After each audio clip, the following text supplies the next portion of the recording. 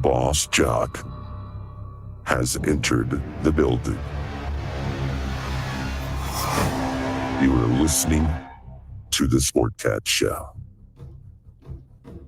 That's right, ladies and gentlemen, boys and girls, children of all ages. You're the one, the only Sportcat, exhausted, but here to do my duty today.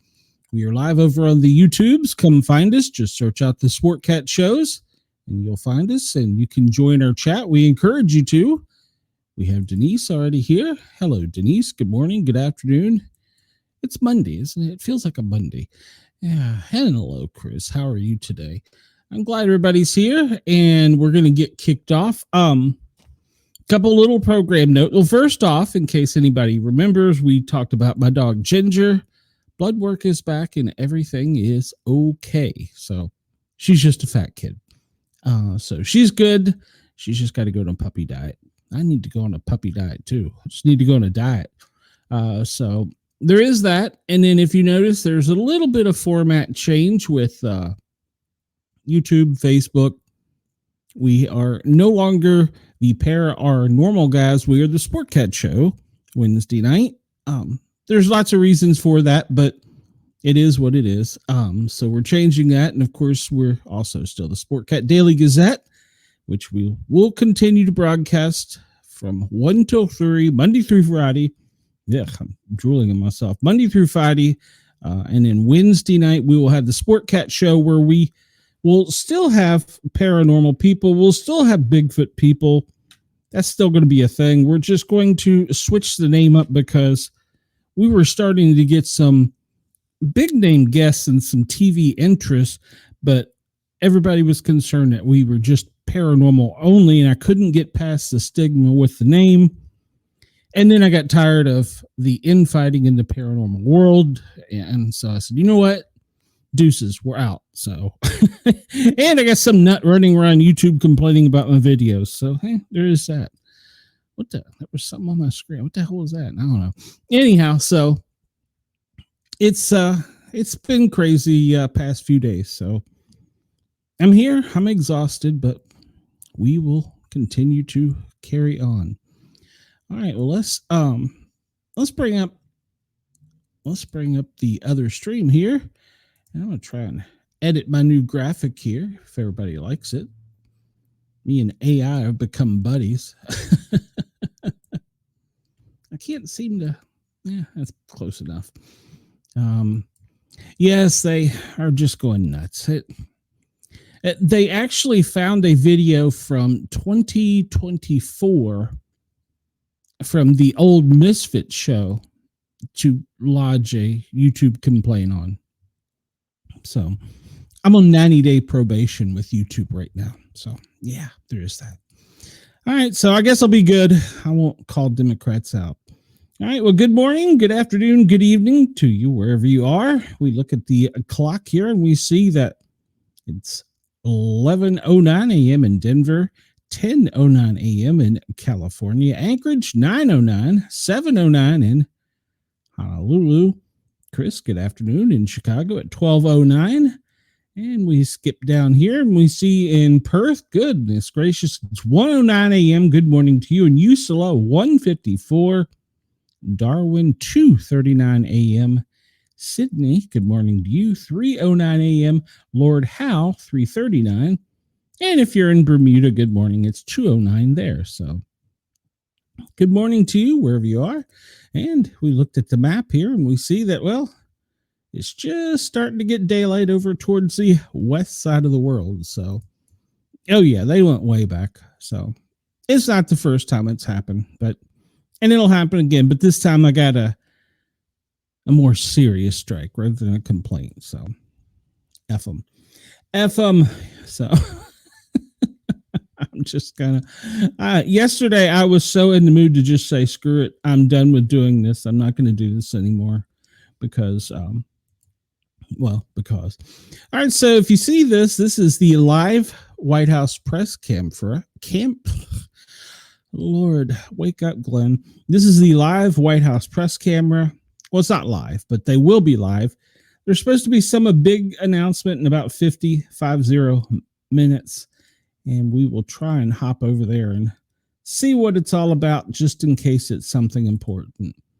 chances are pretty good it's probably not. And we're going to talk about some of the things that are possible topics here in just a second. But let's go ahead and start off our show on, like every day else. By the way, is my audio okay, everybody? I sounded like I was weak. I am weak. I'm tired. I had a family have a medical emergency overnight. Was it Sunday night? Yeah, Sunday night. So I was up all night Sunday night, and then last night was ugh. So Ginger woke me up at 8. I was like, no, just let me go back to sleep. So, but she didn't want to. So, oh well. All right. So, not that you all cared. I'm just rambling. It's funny I did that. I just watched a new channel that I'm probably going to follow called Squirrel Talk, and she was going off on telling her prepper tip of the day or whatever, and then she just got into this long ramble, and she goes, well, I don't guess you guys really cared about that, did you? I'm thinking, well, hell, I'm still tuned in, so I must.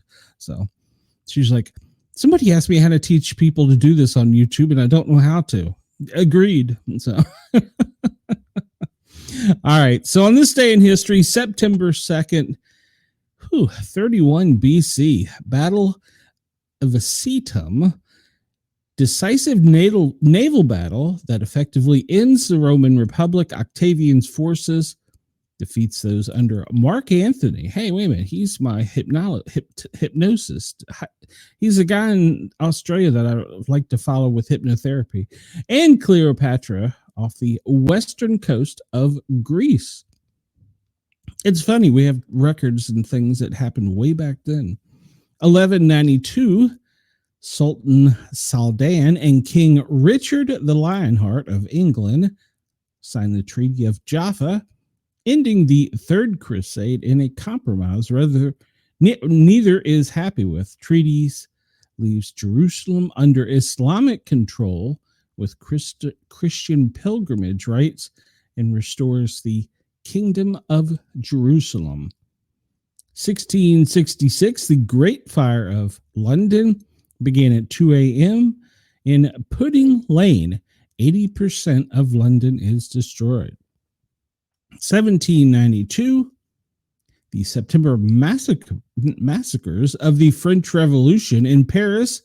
Rampaging mobs slaughter 3 Roman Catholic bishops, more than 200 priests and prisoners believed to be royal sympathizers. 1864, U.S. Civil War. General William T. Sherman captures and occupies Atlanta, ending the Atlanta campaign in the U.S. Civil War. I am somehow related to him. He's like a great something or another. 1931, American crooner Bing Crosby makes his solo radio debut with his hit 15 Minutes with Bill Cosby. I'm sorry, it wasn't this song.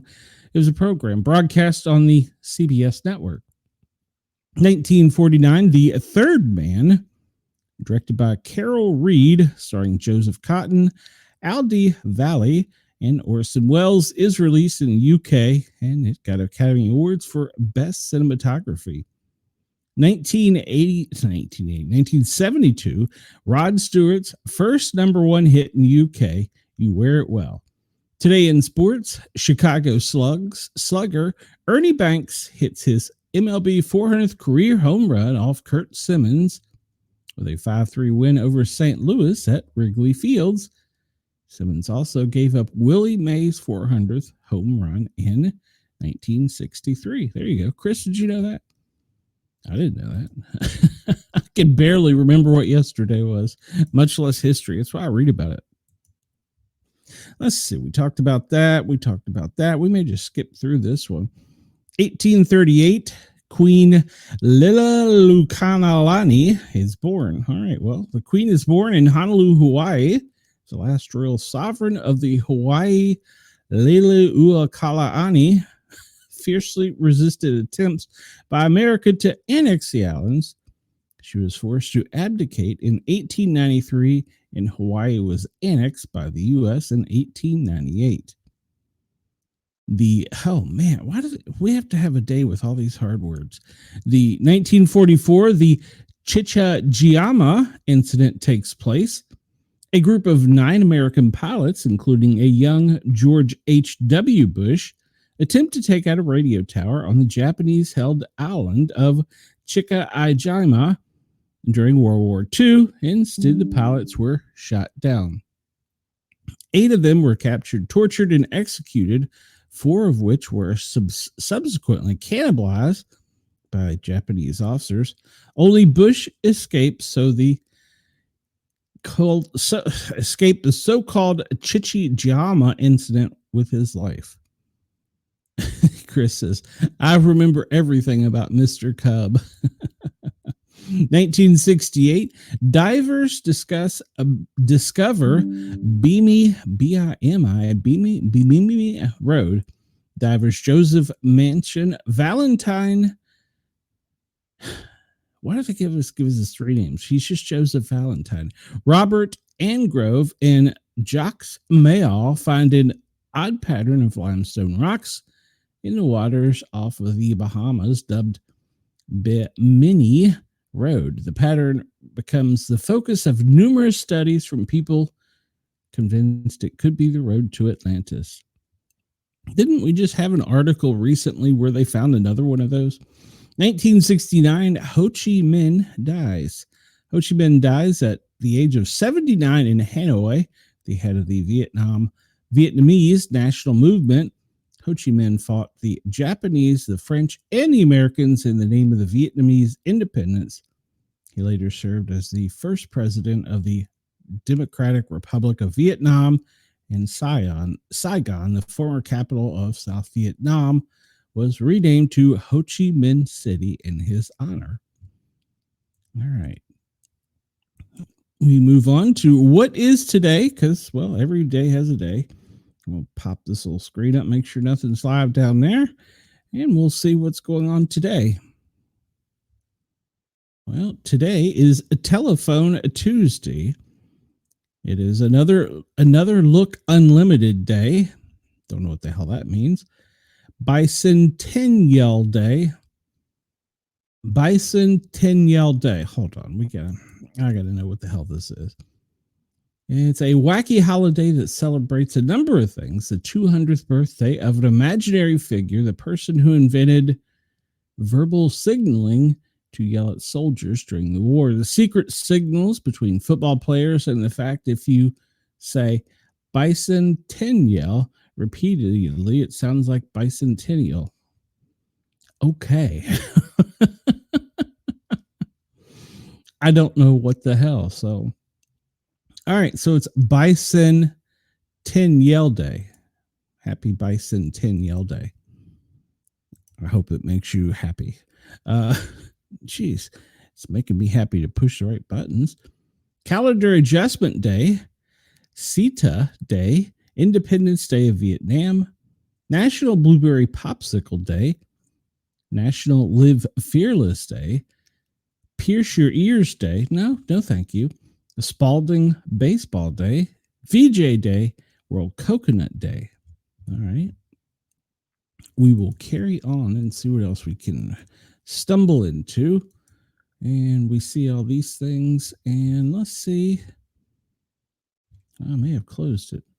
If so, we'll go on without it. I guess I did close it. No, what? How did I do that? Usually I go in and we get highlights about stuff, but I guess I won't. Okay. All right. We'll continue to move on. See, I told you it's Monday. Andrew McNeil Almanac. Chris says that person must have been high AF to think Bison Day was a good idea. Agreed. Today is the 245th day of 2025 and the 75th day of summer. Today in 1666, we talked about the Great Fire in a bake shop ending 3 days later after destroying more than 13,000 buildings. In 1789, Congress created the U.S. Department of Treasury. 1901, Vice President Theodore Roosevelt made his Speak Softly and Carry a Big Stick speech on American foreign policy. In 1963, Alabama Governor George Wallace stationed state troopers around Tuskegee High School to prevent integration. Today's birthdays: Romare Bearden, author and artist; Billy Preston, a musician; Nathan Tiny Archibald, a basketball player; Terry Bradshaw, a football player and sportscaster, and he's also a reality star; Krista McCullough. Krista McElfee. No, that ain't right.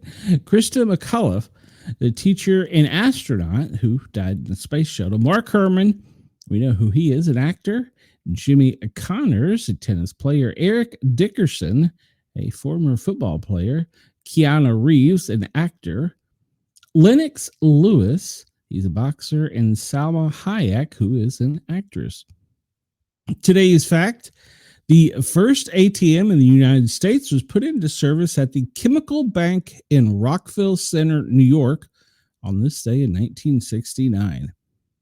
Today in sports: 1960, William Rudolph ran the 100-meter dash in 11 seconds to claim gold at the Summer Olympics in Rome.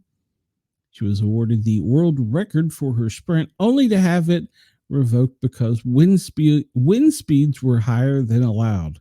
What? Today's quote: people often say that beauty is in the eye of the beholder, and I say the most liberating thing about beauty is realizing that you are the beholder. This empowers us to find beauty in places where others have not dared to look, including inside ourselves. It's a quote from Salma Hayek. Today's number: 45. Books authored by Theodore Roosevelt, including his autobiography, a biography of Oliver Cromwell, and his best-selling personal memoir of the Spanish-American War, The Rough Riders. Today's moon: well, it's between a quarter and a full. So it's between the first quarter and a full moon. There you go. Oh, man, my chair squeaks. Man, I feel like everything's old today. What the heck? All right, so this is one of the reasons I believe that there is a 2 o'clock speech. A bizarre reason that people think pizza has confirmed President Trump's medical status. What exactly is going on with President Trump, and where is he right now? It seems that the commander-in-chief isn't sitting behind the resolute desk. He isn't busy taking in a few rounds of golf, and he isn't sunning himself at Mar-a-Lago. The internet has gone into a frenzy amid rumors that the president of the United States has passed away. Yes, whispers started over the final few days of August about the president's potential death, with only a privy few actually knowing what's happening with Donald Trump. It all started when Vice President J.D. Vance took an interview with USA Today and said he's ready to step up and assume the presidency if a, quote, terrible tragedy were to befall President Trump. The same interview featured Vance saying Trump is in, quote, incredibly good health, although naysayers have noted he hasn't been seen publicly since a Wednesday cabinet meeting and had an unusually clear weekend schedule. We did talk about that, if you recall, looking at the schedule. And I took Monday off. It was a holiday. I needed a day. The POTUS is trying to assure us that he is doing just fine, posting on Truth Search Social saying, never felt better in my life. He linked to another post where someone was talking about former President Joe Biden's health, adding how the media freaks out if Trump disappears for 24 hours. Hoping to finally put everything to bed, the White House Daily Guidance Notice confirms that President Trump will be making an announcement at 2 p.m. today. As no further details were provided, it only throws fuel on the fire that all is not well. The biggest hint that something was or is going on comes courtesy of the Pentagon Pizza Index. We've previously covered how the pizza orders seemingly spike around the Pentagon during times of crisis, potentially foreshadowing Israel's June missile strikes on Iran ahead of time. Over the weekend, pizza orders around the Pentagon soared by a whopping 800%. Although it now sits at the lowest state of DEFCON 1, it had climbed to the highest of DEFCON 5 during the past few days. There's an actual graph for this. On one account, X claimed that several helicopters flew to the Walter Reed Army Medical Center and that the area was closed off to traffic. If the facility being significant matters of presidential health wasn't enough, someone else claims that they saw First Lady Melania Trump at Walter Reed. A pregnant woman posted on her Threads account stating, "Went to Walter Reed on Thursday to be monitored in labor and delivery because I'm, quote, very pregnant. Mid being monitored in triage, guess who showed up for an unscheduled tour of labor and delivery? Melania Trump." Hospital staff were said to be surprised by her presence, although it's important to note that there's no official confirmation that the First Lady was ever there. All of this comes after the White House confirmed the president suffers from chronic venous.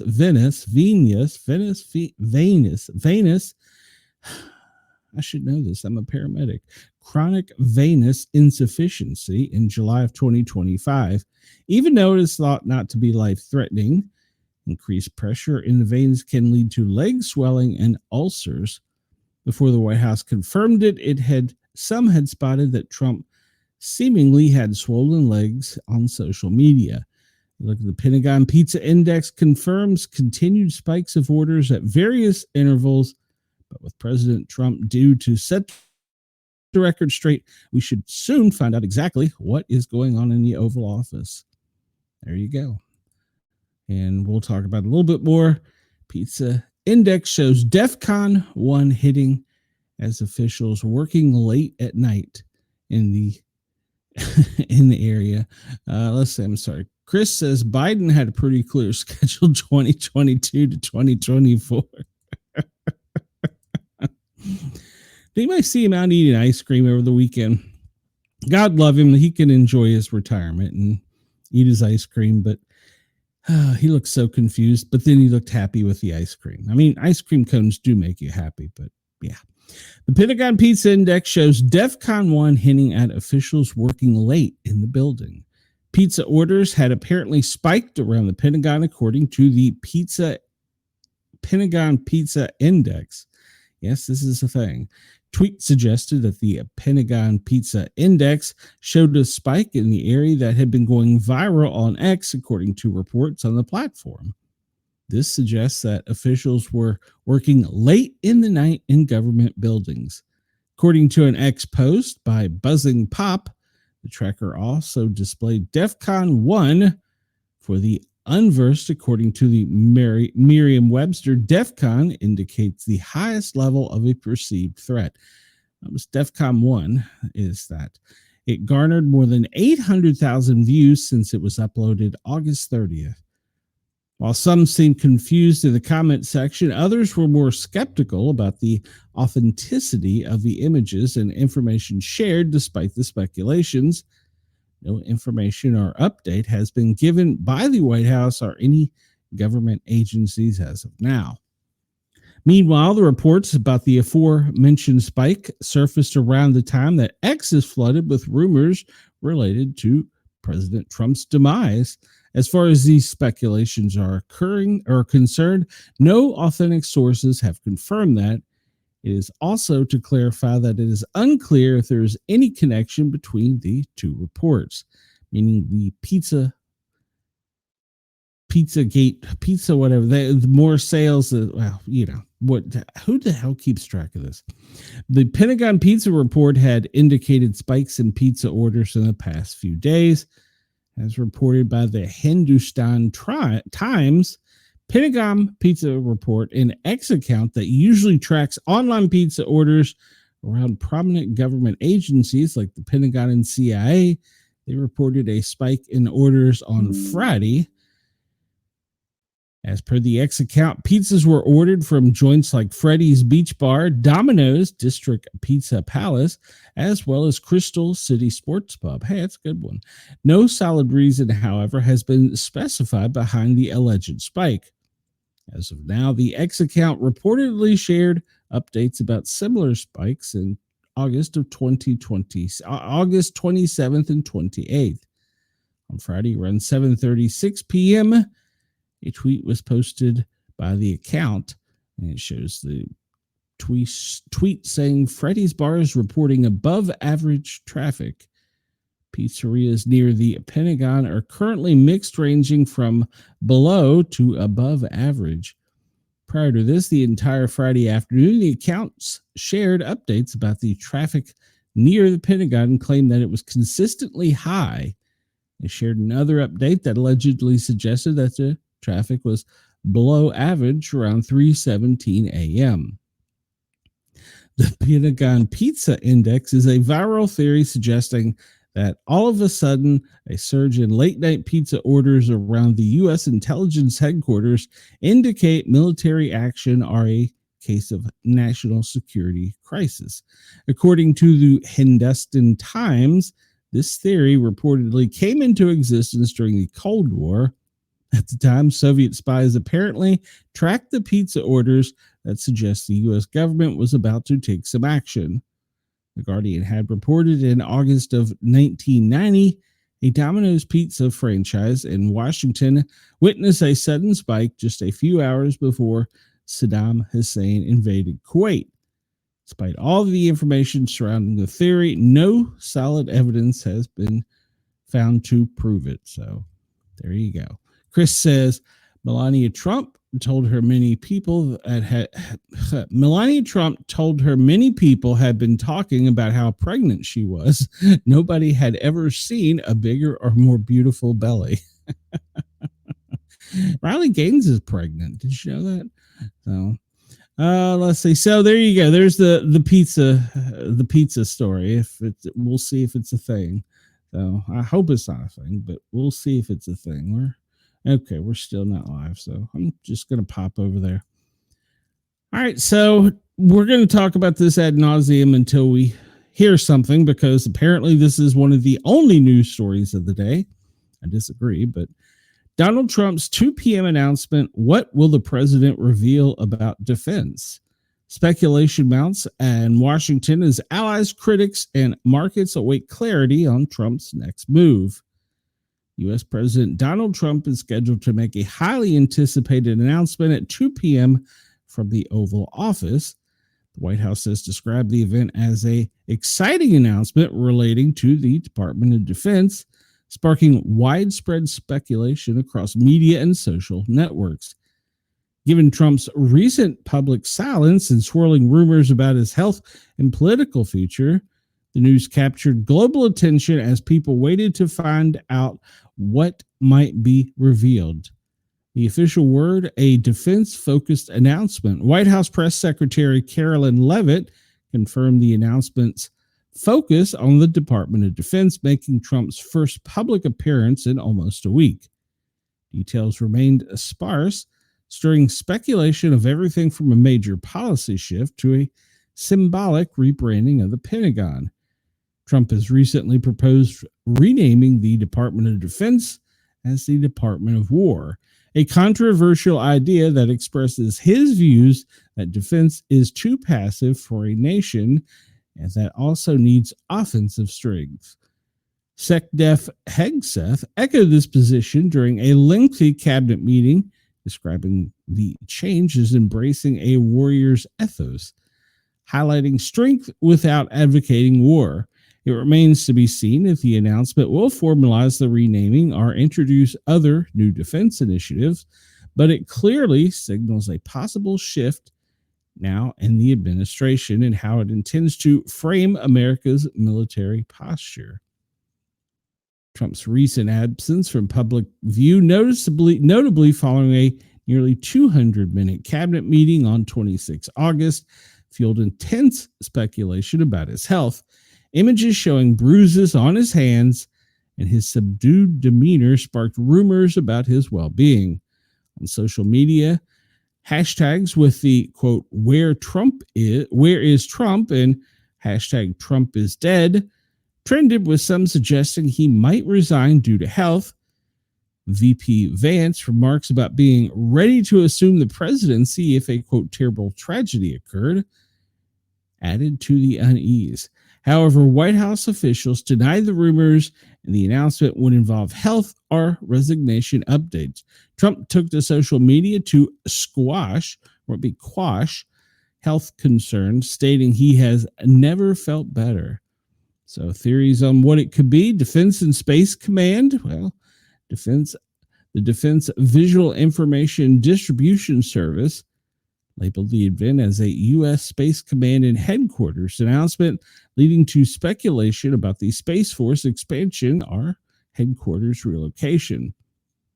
Immigration and the National Guard. Some suggest the announcement could involve National Guard deployments to cities like Chicago to address rising crime, consistent with Trump's previous threats to deploy federal forces to Democrat-led cities.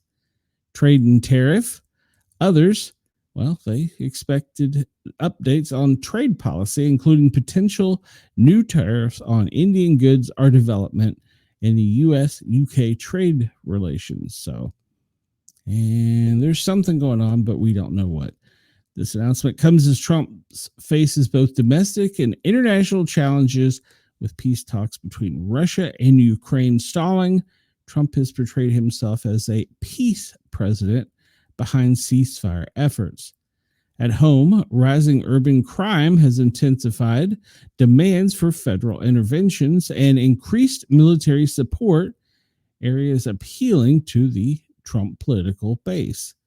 The announcement timing, coinciding with Congress's return from recess today, suggests strategic communication during important legislative sessions.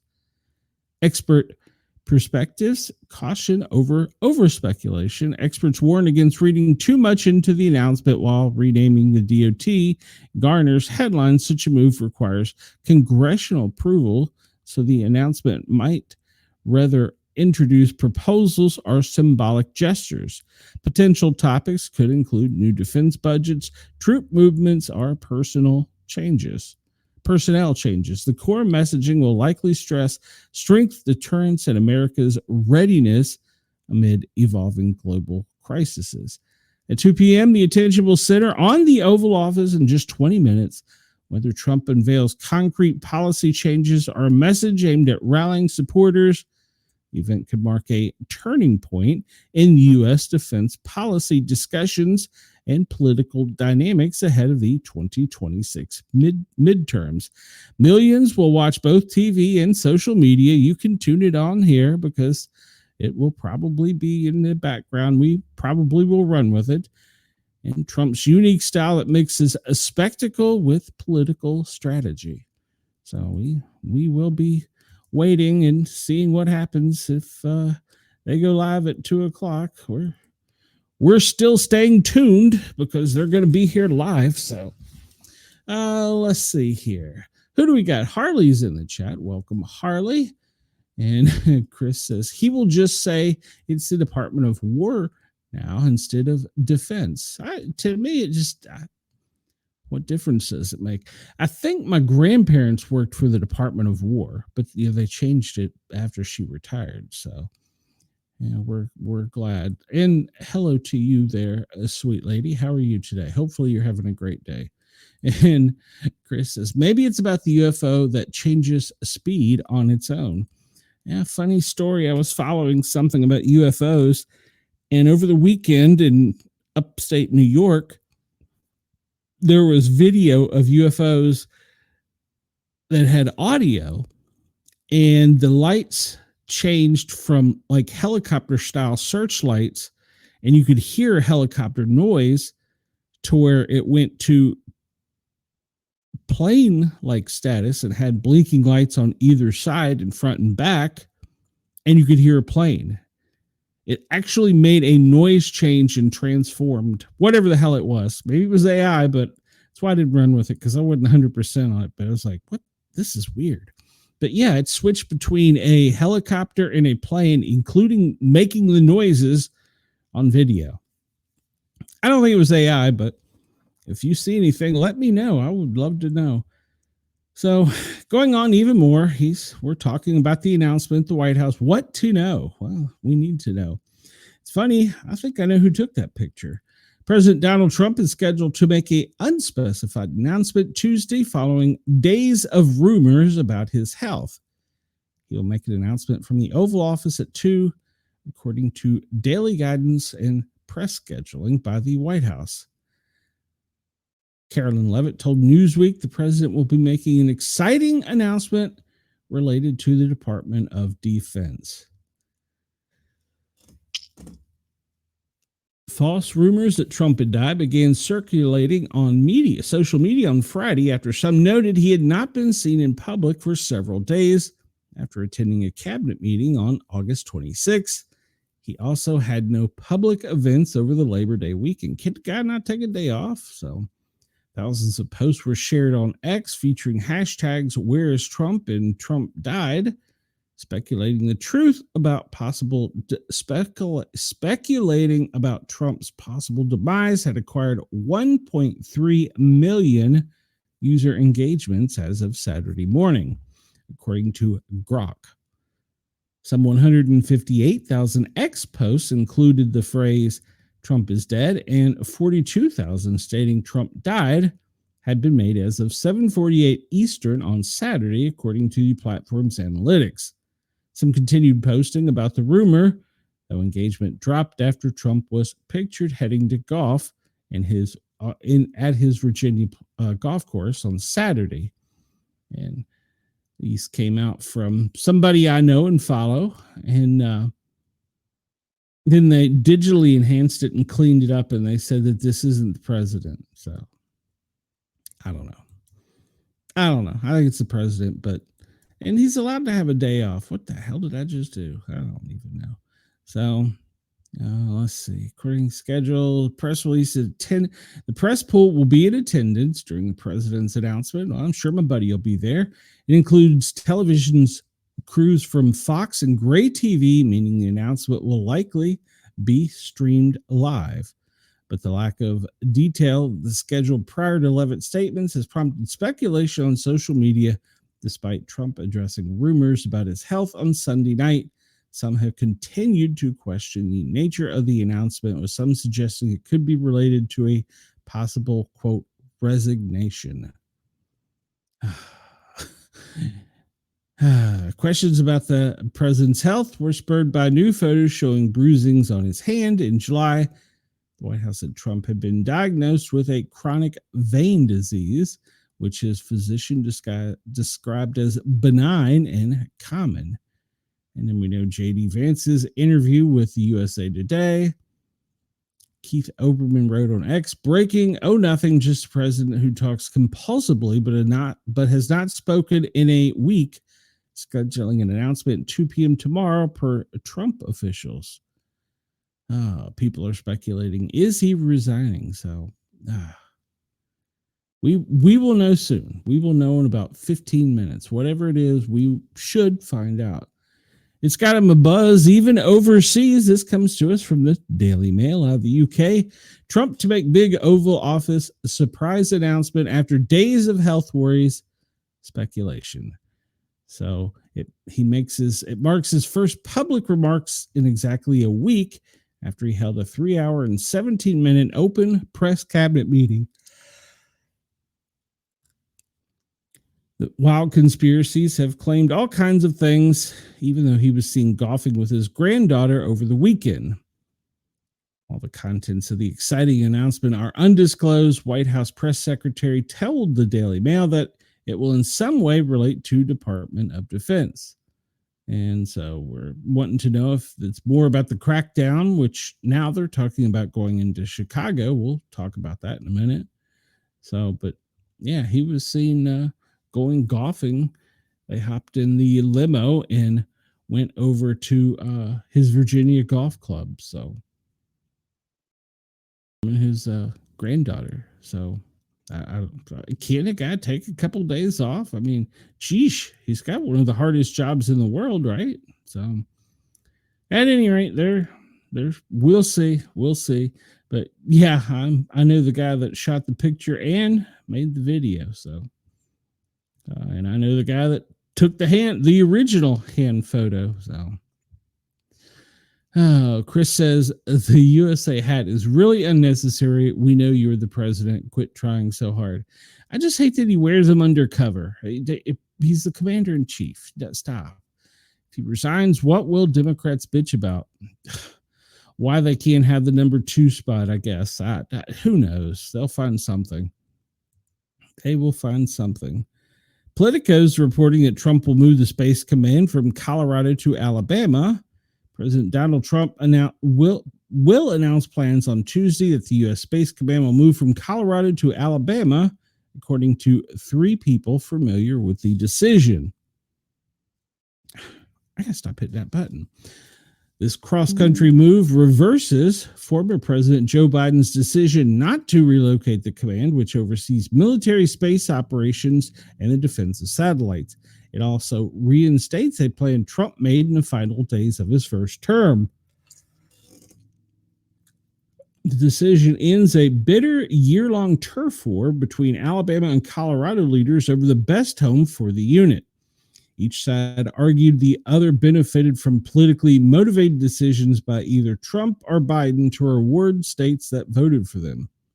Trump's Oval Office announced on Tuesday afternoon was preempted by the Pentagon, whose website posted a link to the anticipated live stream with the caption, U.S. Space Command Headquarters announcement.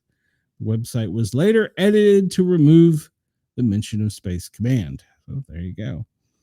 Command will head to Huntsville's Redstone Arsenal in the coming years, departing its location at Peterson Space Force in Colorado Springs. Biden canceled the move in 2023, opting to keep the command in Colorado. Trump has said previously that he personally chose Alabama over Colorado and other personal sites. Alabama lawmakers had long projected confidence that Trump would return to his original decision to move the command to Huntsville. Colorado's delegation has argued that moving Space Command would hurt national security.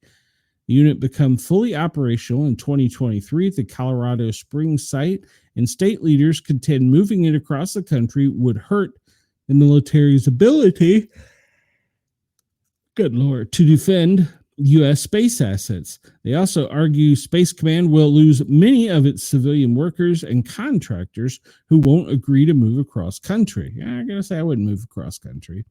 Colorado Republicans, including close to Trump ally Representative Lauren Boebert, said in recent months that the state was still in the mix due to a national security imperative of the space mission. But Alabama leaders pointed to Huntsville's higher rank in most of Air Force basing criteria as proof they won the competition. Moving to Alabama will also likely prove cheaper than staying in Colorado due to lower costs. Representative Mike Rogers of Alabama, who chairs the House Armed Service Committee, predicted in April that the Trump administration would select Alabama. Contractors are ready to turn dirt on the day the announcement is made, he said. Alabama has also pointed to the backlog from Biden's Air Force Secretary Frank Kendall for moving Space Command to Huntsville. A Pentagon watchdog report released in April noted Kendall supported putting the command at Redstone Arsenal, which the Air Force projected would cost $426 million less due to construction and personnel costs. But Space Command leadership, then headed by General James Dickinson, warned against moving due to the risks to readiness. So there you go. I thought about that, Chris, as soon as I started reading it. Chris says Bobby Dizzle was a big factor in the move being made. Could be. I mean, that was actually one of the first I thought of when they said that. So let's jump down here and make sure we're not missing something. We don't want to stay tuned. We're staying tuned. So, all right. Trump trolls leftists questioning whereabouts, spreading rumors of his death. Trump says he never felt better. President Donald Trump trolled leftists who questioned where he was and spread baseless rumors on social media of his death over the weekend, informing them that he has never, quote, felt better. And he posted on Truth Social that never felt better in my life. And also DC is a crime-free zone. So, and Governor Pritzker replied to his post, why don't you send everyone proof of life first? Either way, Chicago doesn't want you here. Nice. That's not very governorship like, if that's the correct term, but gotta be nice. One person wrote, if Trump is dead, I will give $50 to anyone who likes this tweet. Well, she's probably getting a bunch of likes. And another one wrote, Donald Trump has not been seen publicly in 3 days. The White House press pool didn't see him once today. He has no political events scheduled for Saturday or Sunday and even Monday. Where is Donald? Has Trump been seen on camera today? Many are asking. And people are offering money to like their posts. What? They got to be lying, but I wonder if they're getting the views. So, all right. So that comes to us from Breitbart. We are just going to kind of hang in there, see what happens, and go from there. New York City woman. This comes to us from the New York Post. A New York City woman busted for threatening to kill President Trump is quietly released by an Obama-appointed judge.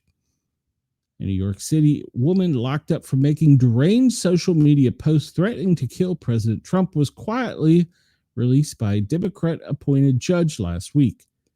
Chief U.S. Judge James Boasberg, appointed by President Barack Obama, released Natalie Rose Jones, a 50-year-old Big Apple resident, under electronic monitoring on August 27th and has ordered that she seek a psychiatrist once back home, according to court documents. The surprise release comes just days after U.S.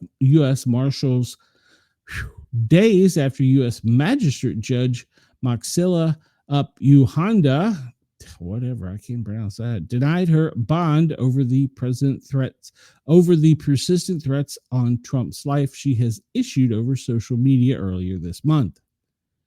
Here's where we are, Jones wrote in a long Facebook post August 2nd. I literally told the FBI in 5 states today that I'm willing to sacrificially kill the POTUS by disemboweling him and cutting out his trachea with Liz Cheney and all the affirmation present, she allegedly wrote, ending the paragraph, let's deal with this and restore domestic tranquility. I think killing one guy is going to do that? Goodness gracious. So, yeah, so there's the guy who let her out. So she's out. She's free again. So she's got an ankle monitor that she probably leaves at home when she goes out drinking. That's crazy. Crazy. And Chris says Pritzker was thoughtful to stop eating long enough to reply to Trump.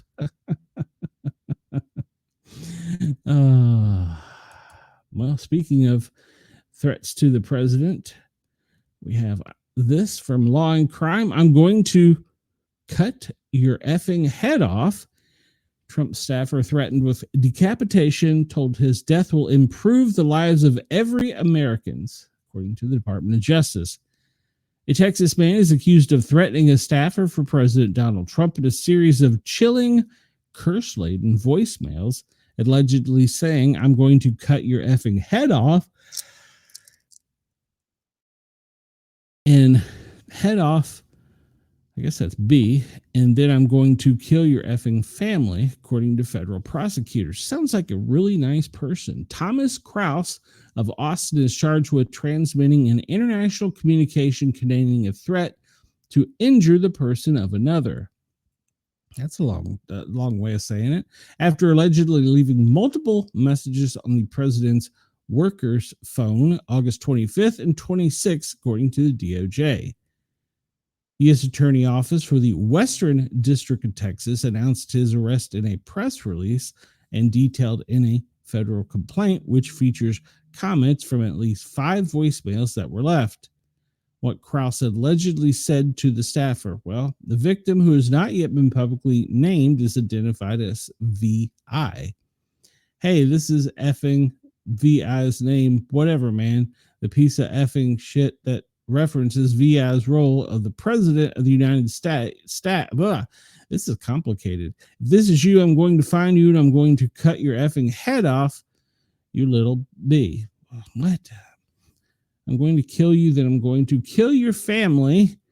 Cross continues using the 67 failure feature to conceal. Oh, so he used star 67 feature to conceal his number, according to prosecutors. You can hit star 67, and if you dial a number, it shows up as private or something. I've never done it. So there you go. So supposedly he made these threats, and he's now in custody. So there you go. He wants to be a hero, but instead he's a sick little man that needs some type of mental health. We'll check there. Okay, we're still good. So we're a little early, but all right. So President Trump's policy sparked protest in multiple cities on Labor Day. I saw him here in Knoxville. Prosecutors took to the streets in multiple U.S. cities on Labor Day to criticize President Donald Trump and demand a living wage for workers.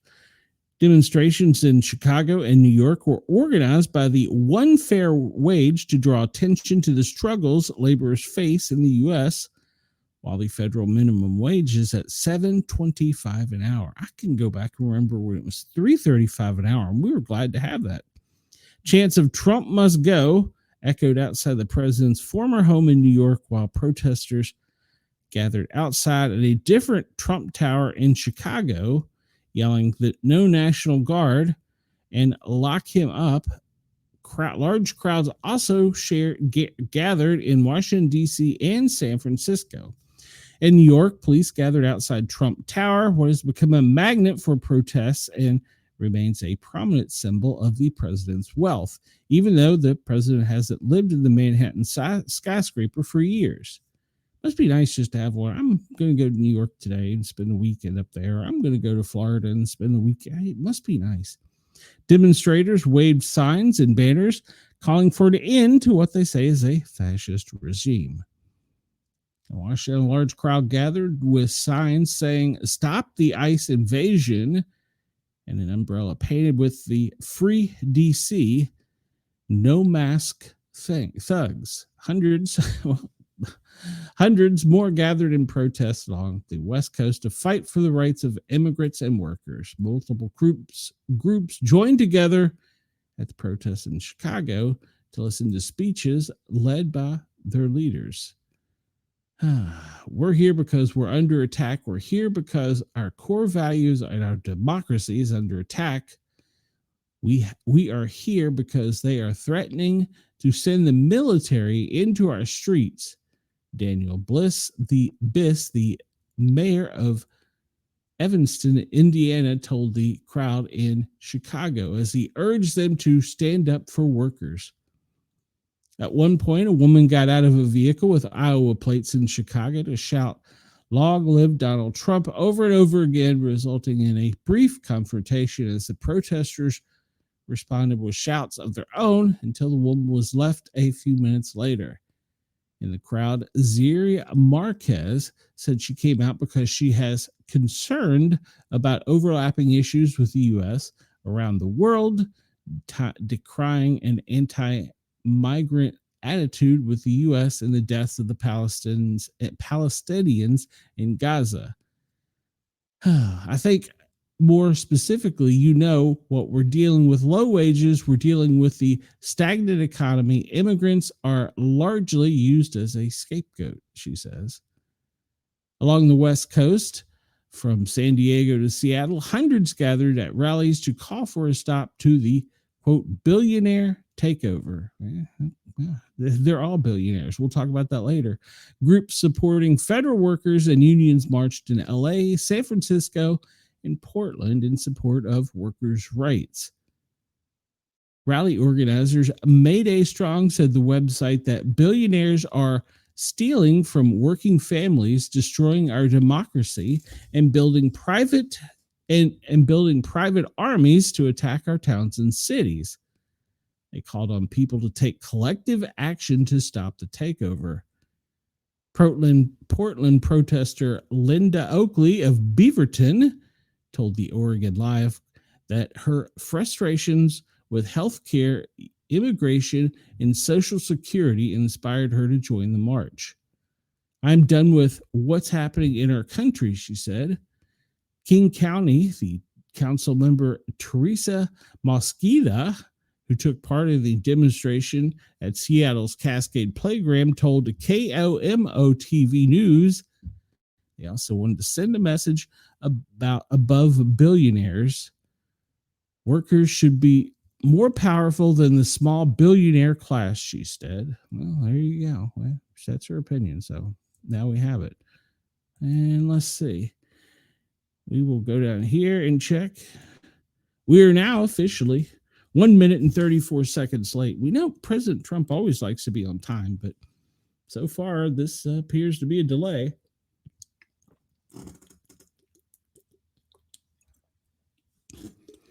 I think I need another Mountain Dew. I think that'll help me. So it's a 3 Mountain Dew day so far.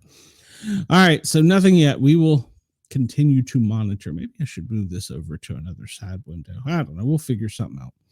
Where are we going? We're going down here to and accused of threatening Trump among the 1,500 arrested during federal takeover. Washington, there have now been 1,528 arrests under President Donald Trump's federal operation to tackle crime in Washington, D.C. On Labor Day, residents Harriet Wildest Dreams and community leaders gathered outside D.C. Superior Court to address what they call an ongoing state of emergency as in the city as President Donald Trump federal takeover continues. I'm trying to on Labor Day, residents Harriet Wildest Dreams. That's her name, I guess. Okay. All right. Yeah. Weird. Attorney General Pam Bondi released the updated numbers on Sunday, adding that 76 of the arrests happened on Saturday during their operation. 2 of those were for threats against law enforcement. Isn't it a good idea to get these bad people off the street? Am I wrong about that? There was another arrest involving a person who made threats to kill President Trump and allegedly assaulted a federal officer, according to Bondi. An illegal immigrant accused of being an MS-13 gang member was also arrested during the Saturday operation. In addition, there have been 151 illegal guns seized during Trump's federal takeover, according to Bondi. Isn't that a good thing? We want to get the bad guys and the guns and all that off the street. Isn't that what people want? I mean, it seems to me that's what you would want. But what do I know? I'm just a lowly podcaster, a guy with a big mouth sitting here waiting to hear some spectacular news from 1600 Pennsylvania Avenue. All right, we're top of the hour. We'll continue on. We'll just keep checking in here because it doesn't make any sense why he's late. All right, so over the weekend, I know many people followed this. Chicago shootings, at least 54 shot, 7 fatally in Labor Day weekend gun violence, according to police. I just want to detour for a moment. We went totally berserk last week when I think it was 17 children were shot in a private school mass shooting with 2 fatally injured and 1 still in critical condition. But this is one weekend in Chicago. There's 54 people shot, and we're not in arms and up about it as much as we were about that. I don't understand. Help me understand this. At least 54 people have been shot, 7 fatally in shootings across Chicago so far this Labor Day weekend, according to police. The weekend gun violence comes as the Trump administration prepares to potentially deploy the National Guard to Chicago. Tuesday morning, President Trump posted on social media, "I will solve the crime problems fast, just like I did in D.C. Chicago will be safe again and soon." The Bronzeville neighborhood saw 2 mass shootings within 48 hours. 5 people, including a 17-year-old who suffered critical injuries, were shot near 36th and Cottage by Ellis Park Monday morning. At the end of the day, you have 1 person that was critically injured and 4 folks in the hospital. Whatever the situation was, it was senseless, said 4th Ward Alderman Lamont Robinson. The other mass shooting happened on Saturday night near 35th and State, where 7 people were hurt in a drive-by attack. Alderman Howe told ABC News, "I have long asked for additional police manpower to deal with illegal gatherings and pop-up parties that routinely occur throughout the Bronzeville city neighborhood.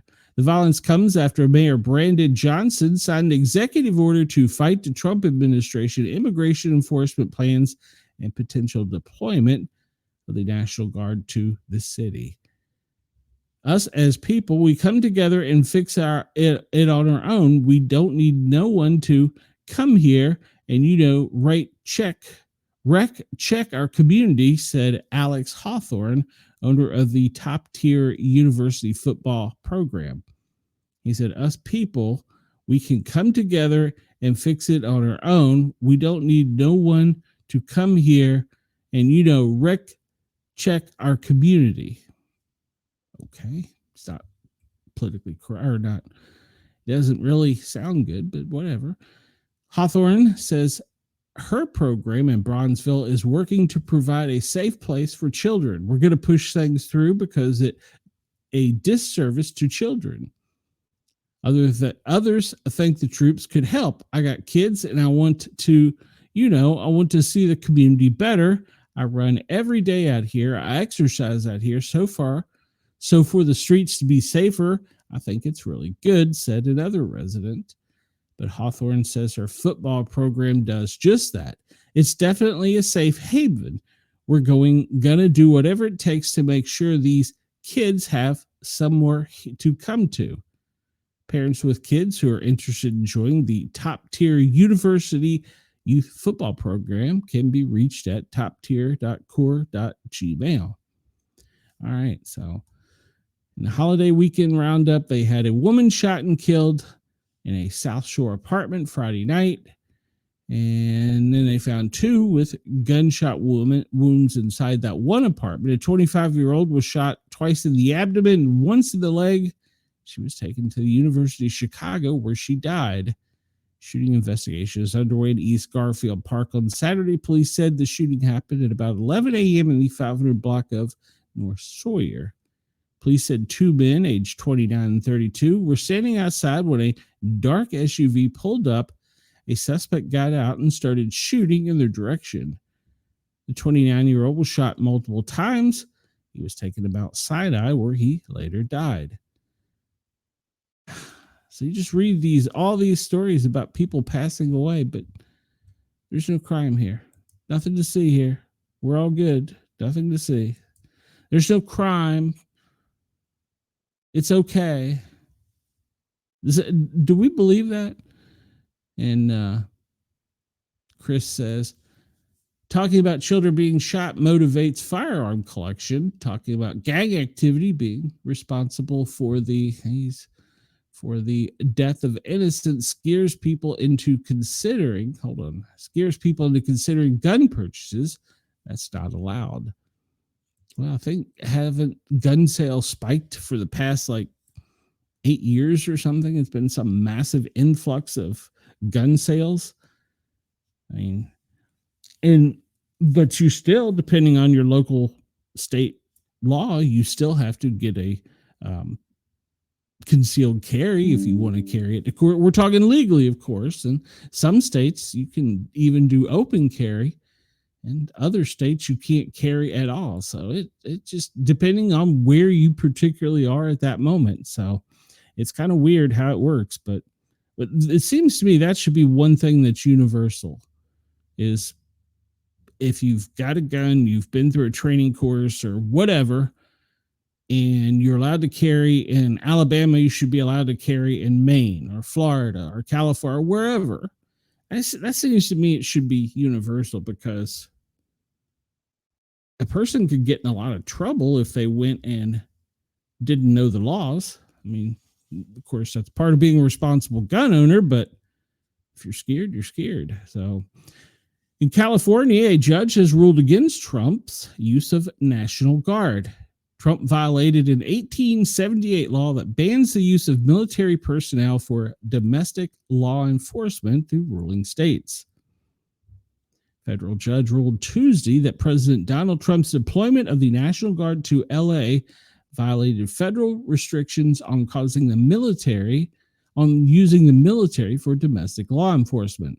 Judge Charles Breyer of the U.S. District Court for the Northern California found that Trump's use of the California National Guard in response to, at times, violent protests in June of LA violated the Posse Comitatus Act of 1878 that bans use of military personnel for domestic law enforcement.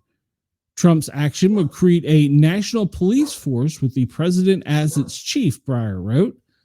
Okay, remember that comment, president as its chief. Breyer's blocked the deployment of the National Guard members in California from being used as law enforcement, but the judge also paused his ruling for taking effect until later this month to allow appeal. Congress spoke clearly in 1878 when it passed the Posse Comitatus Act, I am pronouncing that wrong, prohibiting the use of military to execute domestic law enforcement. Actions taken by the National Guards, such as shows a force alongside immigration raids, helping to establish traffic cordons for search warrants, and other actions violated the bar for use of military personnel for domestic law enforcement, the judge wrote. While the National Guard deployment has shrunk to 300 members, Breyer wrote that he had serious concerns about Trump's intention to continue deploying national troops elsewhere in violation of federal law. Breyer, the brother of Supreme Court Justice Stephen Breyer, issued the ruling after a trial last month over whether Trump's deployment violated that 1878 law. California Governor Gavin Newsom, a Democrat, filed a court case shortly after the Trump deployment to the state's National Guard in LA over the governor's objections, arguing that the deployment was not needed and violated federal law. Byers initially sided with Newsom, finding the federalization of the state guard contingent likely violated the law and Constitution. The U.S. Court of Appeals for the Ninth Circuit put that ruling on hold in response to the Trump administration appeal. Trump had deployed the National Guard in the District of Columbia over the summer and threatened to use them in Chicago and other big cities. Trump has claimed the ability to, quote, anything I want. Now, see, I think that's taken out of context. I think that's a part of a sentence. They like to do that. We're going to use a part of a sentence. We're not going to use the whole sentence, or we're not going to use the whole paragraph. We're just going to use this part because this is the part I like. I don't think that that's fair media reporting, to be honest with you. I think that they need to, if you're going to say a clip, say the whole thing. Don't just show it. Now, I think CBS just got in trouble for this again. I didn't dig too deep into the report, but supposedly CBS had one of the secretaries on there. I think it was Homeland, and they deleted part of the interview to make it sound totally different than what it was. All right, so if the Trump troops weren't needed because there was nothing going on, well, why did Newsom just deploy the state police officers to major cities? Gavin Newsom announced Thursday he's sending new teams of state police to major California cities, contrasting the effort with Donald Trump's unilateral deployment of National Guard troops in LA and Washington. The California Highway Patrol troopers will target crimes like auto theft and drug dealing in LA, San Diego, inland regions, and the San Francisco Bay Area. Trump recently threatened to send Guard members to San Francisco, saying he would, quote, clean up the city. Newsom insisted he was not reacting and responding to anything relating to Trump and emphasized the state's deployment, unlike the president's, was not being done over the objections of local government. As it relates to the president in particular, he's doing things to people, not with people, and it's a point of profound consequential contrast. He's de facto militarizing American cities, Newsom told reporters. The announcement is Newsom's latest attempt to take the lead in offering competing Democrat vision of governance to Republican Washington ahead of the likely 2028 presidential run. The governor has laced into the Trump administration for its law enforcement tactics. On Wednesday, telling Politico that Immigration and Customs Enforcement agents work as president's private police force. White House Border Czar Tom Homan said the governor was an embarrassment in response. If I had an ounce of integrity, he'd be calling President Donald Trump and thanking him for making LA safer, Holman said. Newsom's move comes ahead of the ruling that we just read about that they filed against the Supreme Court over its deployment to troops to LA. The governor said the state's attorneys have deposed members of Trump's administration, border patrol, and military, and that he was preparing for a decision from the Northern District Courts of California. Any hour, any day, the ruling is slated to have sweeping implications for Trump. So there you go. We have the ruling.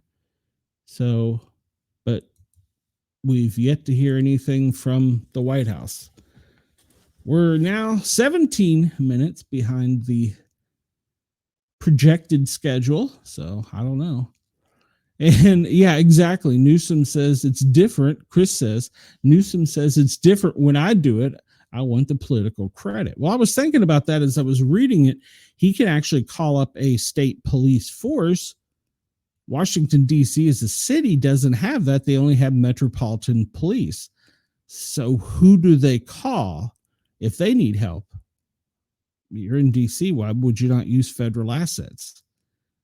I mean, it just kind of makes sense to me. Maybe I'm wrong, but he's calling up the highway patrol. Other governors have called up the highway patrol. DC can't do that. And if you remember, we talked about this when it happened. The only time DC went to the courts suing him, and we know they sued President Trump at the drop of a hat, was when the administration tried to take the police chief out and replace it with one of the administrative people. I think that was an overstretch. They sued. The judge agreed that that's an overstep. They backed down. They said, hey, we'll work in conjunction side by side, which is what it should be. But they don't have a Tennessee Highway Patrol, a California Highway Patrol, a Georgia Highway Patrol. They don't have a Tennessee Bureau of Investigation, a Georgia Bureau of Investigation, a Virginia Bureau of Investigation. They don't have those assets. They just have metropolitan police. So it seems to me that, and Chris is correct, the mayor has seemed to do a 180 on the opinion of the policy. And I said they were going to do this because they'll take credit for it come election time. They'll be like, hey, look, the city's cleaned up on my watch. So to be honest, I don't care what politician does it. If it saves lives, do it. I mean, common sense. All right, well, we'll continue on here. Let's see what happens. Who knows? Well, I don't know if you remember this, but over the weekend, 14,000 U.S.-bound migrants have returned south since the Trump border changes. There was a group that was 14,000 headed to the border, and they have reversed course, turned around, and went south. U.S. President Donald Trump's immigration crackdown began, according to the report published Friday by the governments of Colombia, Panama, and Costa Rica. The phenomenon known as reverse flow Migration is largely made up of Venezuelan migrants who fled the country at long-running economic, social, and political crisis, only to encounter U.S. immigration policy no longer open to asylum seekers. Migrations through the treacherous Darien Gap on the border of Colombia and Panama peaked in 2023 when more than 500,000 migrants crossed. That flow slowed somewhat in 2024 and it's dried up almost completely earlier this year. But it doesn't mention the ones that flew into the city and then got into the caravan. You could fly into that city, but you couldn't fly into a U.S. city and come legally. I don't know.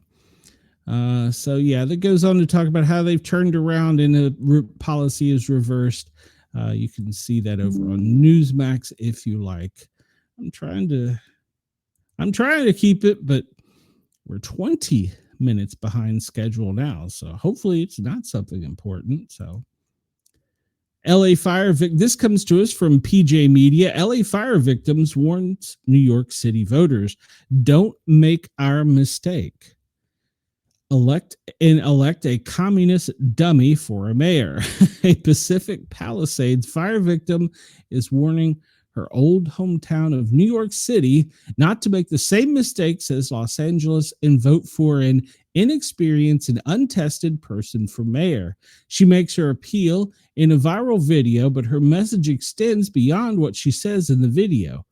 Indeed, there's quite a backstory at play here. Don't make our mistakes, Samantha Edis implores to the people of New York City. Mayors matter, she says. Los Angeles residents know only too well how impotent leadership can leave vulnerable to a mayor's stupidity and ineptitude. Thousands of burned down homes prove the point. In a viral Instagram post, Edis, who's an author and branding expert, speaks of moving her family 13 years ago from New York City to Pacific Palisades, a town she calls the most idyllic town in America, but now she says her adopted home looks like Pompeii.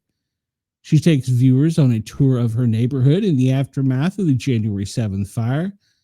The only reason these houses burned down is mayoral incompetence, Edis says, as she directs the viewers Vanna White-like to the wreckage of the charred buildings where her daughter used to attend art class. Edis doesn't mention Mayor Karen Bass by name or her communist roots, but we know the truth. Edis continues her tour. This is where I used to get Starbucks every day, she says in another frame. She's in front of a flattened lot. This is where my elementary school, it's a burned out lot, are.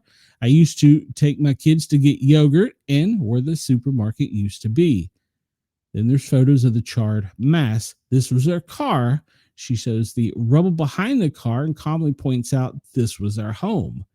Indeed, they lost every possession they owned in the fire. There was no water in the fire hydrant, she states. Why? No water in the reservoir. Standing in front of a pile of rubble that once was a building, she concludes, this is the result of mayoral incompetence. And her message to New Yorkers, don't hire an inexperienced person who shows all the signs of being incompetent through their dumb ideas. She's nicer than that, however. Zohran Mohammedini has less than 3 months of work experience, and he wants to run the most important city in America, she says. We don't want this to happen to the city we love. Don't make our mistake, she entreats New York City voters. And you can check out her video over on Instagram, and you can see it for yourself under Samantha Edis. So, yeah, she's telling people don't make our mistake. I think it's good that cities or city leaders are being told by other cities, hey, this is what happens when you have a dumbass in charge. So, all right, well, we're 24 minutes behind. We'll push onward and see what happens. Let's see. U.S. aircraft intercept the fourth Russian surveillance mission near Alaska in the past week. Go away. You need to be away. And American aircraft intercepted a Russian surveillance flight Tuesday off the coast of Alaska for the fourth time in the past week, defense officials said on Wednesday. We're covering this because we were off for a couple days. An Elysian IL-20 surveillance aircraft flew into Alaska Air Defense Identification Zone, according to the North American Aerospace Defense Command.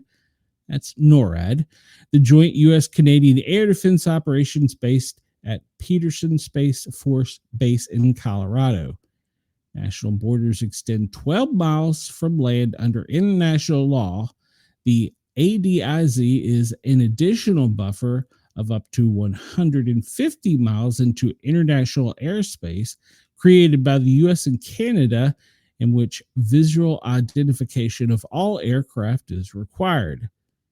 NORAD responded by scrambling two F-16 Fighting Falcon fighters, one E-3 Sentry surveillance plane, and one KC-135 Stratotanker, refueling to make visual contact with the Russian IL-12, a type given to the NATO as nickname Coot.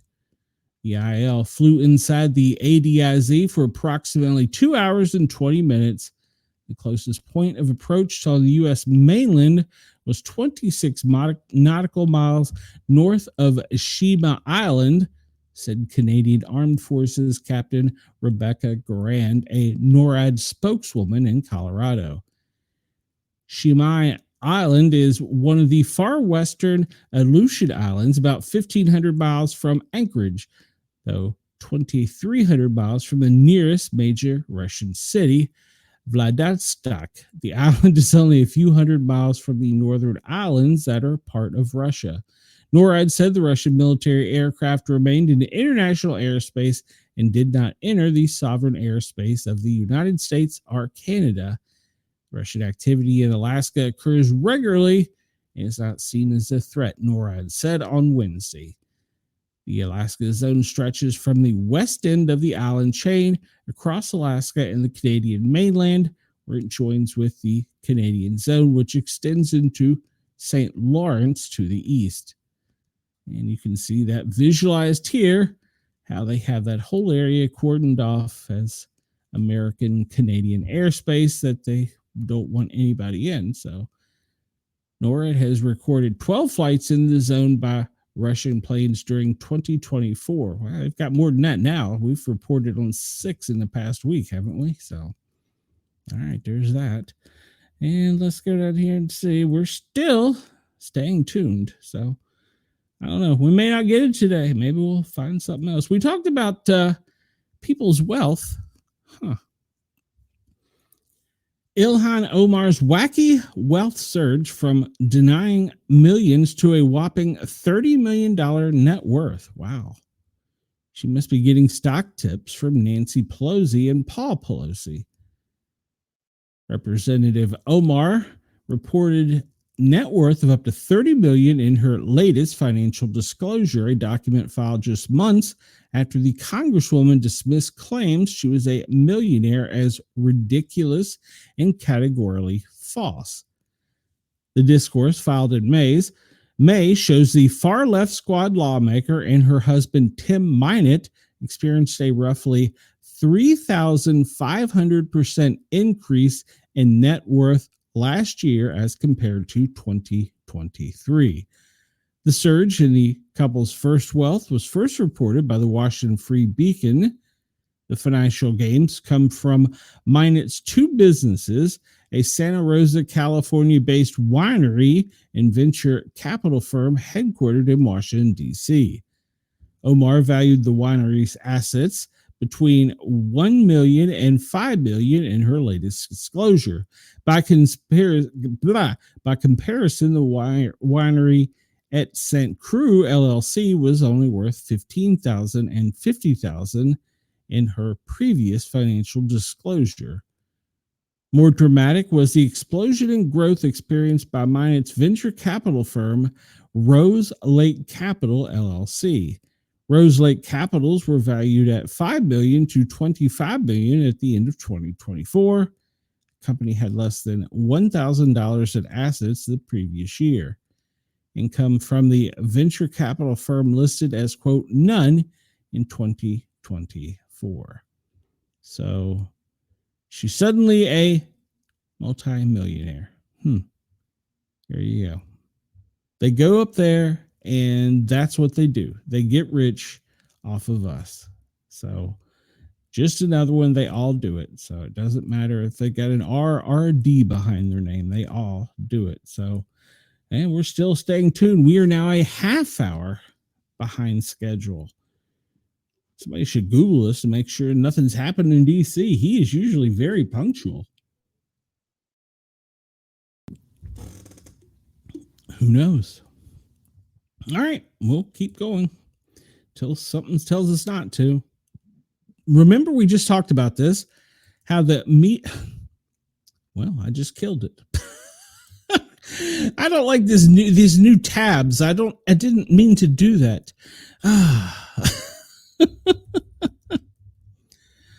You could. That's annoying. Yeah, that's so annoying. You can close it by just clicking on it if you're in the wrong place, and it's just so annoying. So, go to history. I don't know.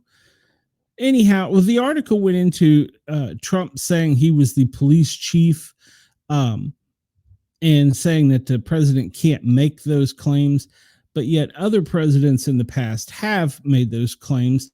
And it also comes to the meaning that the president wears many hats. He's the military commander in chief. He's the head librarian. He's the head Boy Scout. So he's all those things, but you don't necessarily know it. That's why it's one of the hardest jobs in the world, because you get so much responsibility for so many people. So, I mean, it could be said that he's the chief astronaut too. I mean, it's just all in the wording.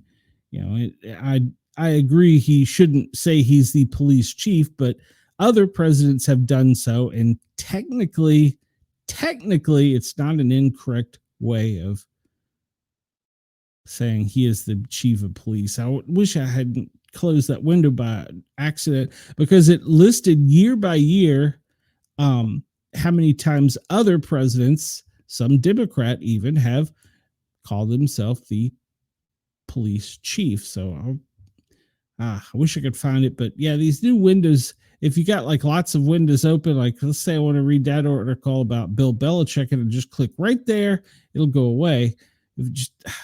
Just because you're a little bit off to the right of it. So I wasn't sure if I was going to cover this, but oh man, everybody was waiting for the Bill Belichick UNC team. I mean, they've been going on about this for months now, if not a year, and it was a big festivity. Well, kind of busted.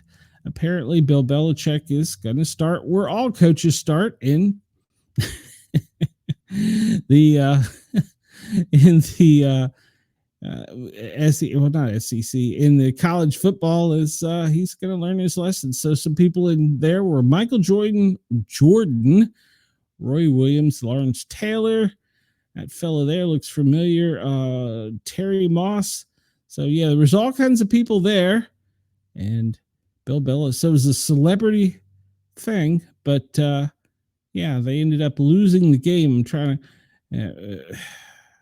The end of the game was, what was it, 41-7. So yeah, it was a slaughter. So if you're a fan of Bill Belichick, I apologize, because that really was a slaughter.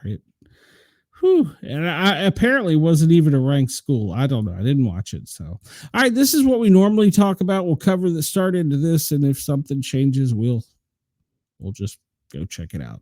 This is the daily operations briefing that FEMA does daily. This one was presented at 8:30 a.m. to the commander-in-chief. FEMA is currently monitoring flooding in Alaska, and the tropics are getting to heat up again. There's a disturbance in the Atlantic. In the central and eastern, we have Tropical Storm Kiko, and one disturbance that is probably going to turn out to be something. So we look here in the central and eastern Pacific. We see that tropical storm Kiko is 1,185 miles west-southwest of the tip of Baja. It's moving west at 8 miles an hour, which means it's going to teeter out there and hopefully not do anything. Disturbance 1 is coming off the coast of Mexico and it's moving west-northwest 10 to 15 miles per hour. It's likely to become a tropical depression by midweek. Now, over in the Atlantic, Disturbance 1, well, it's located over the far eastern tropical Atlantic. It's moving west-west-north at 15 miles an hour. Environmental conditions appear to be conducive for slow development of the system, and a tropical depression could form later this week or early in the weekend. The next 48 hours, they're saying 0%, 7 days, 40%. If we look at the national forecast, well, there's rain from basically the New York coast down to Florida and back around over the Panhandle into Texas and the Gulf of Mexico. Spotty showers in the Midwest, primarily Colorado, Arizona, New Mexico, Texas, and Oklahoma. Kansas, Nebraska, South Dakota, you can anticipate some rain, as well as Minnesota, Iowa, Missouri, Arkansas, Louisiana, Mississippi, Alabama, and Georgia, stretching into Tennessee and Kentucky. Doesn't appear there's going to be a lot of severe weather, but we will stay tuned because California was having record lightning strikes when we went live. Tuesday, well, it's going to be some potential in Mississippi, Alabama, Georgia, Tennessee for some heavy rain and possibly some severe weather. And then Wednesday, most of the country will just be blanketed by spotty rain.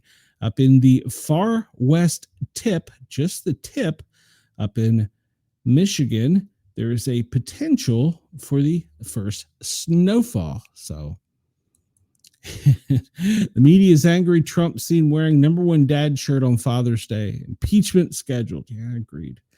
We look and see the heaviest rain. Well, it looks like it's going to be down into the far south of Florida and the mid-south up to the northeast along the Great Lakes region for the next week. So the next 3 days.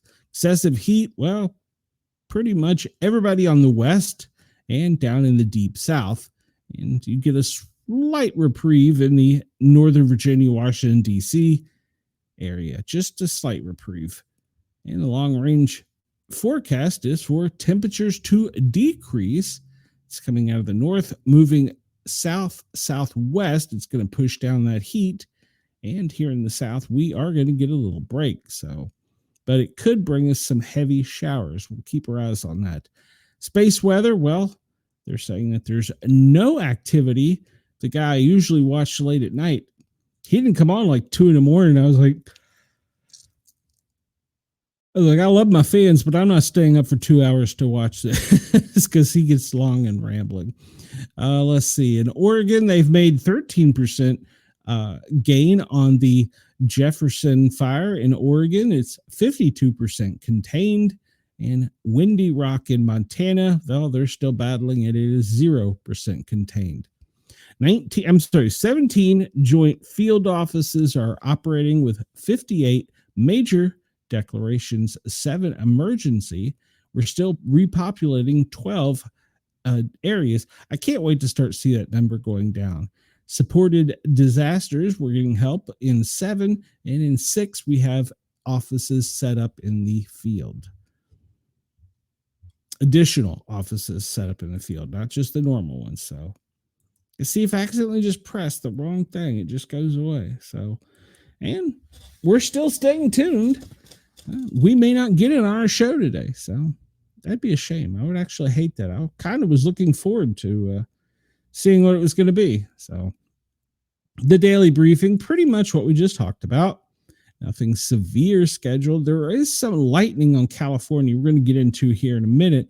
They were having some severe lightning. Tomorrow, Kansas City and Missouri looks to be the area for the most severe weather.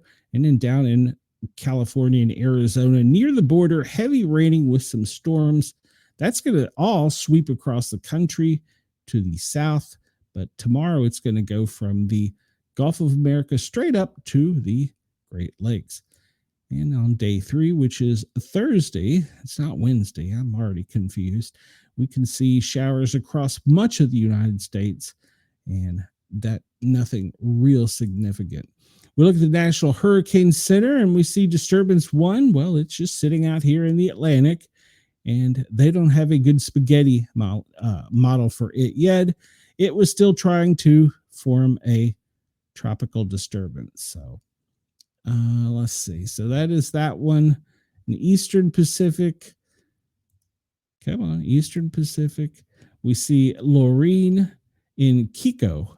We didn't have Lorraine. Is it Lorena?